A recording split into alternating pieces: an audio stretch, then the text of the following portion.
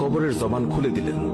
কবর বলল, আমি অন্ধকার ঘর, আমি সাপ বিচ্ছুর ঘর, আমি এমন একটি ঘর যার মধ্যে কোনো বংশ পরিচয় কাজ হয় না।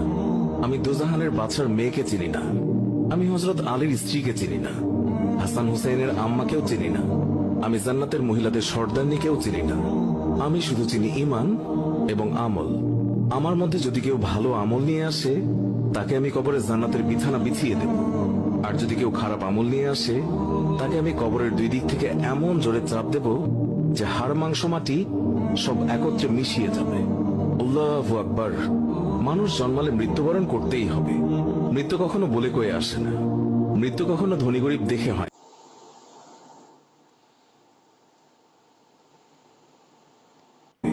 মৃত্যু কখনো বলে কয়ে আসে না, মৃত্যু কখনো ধনী গরিব দেখে হয় না।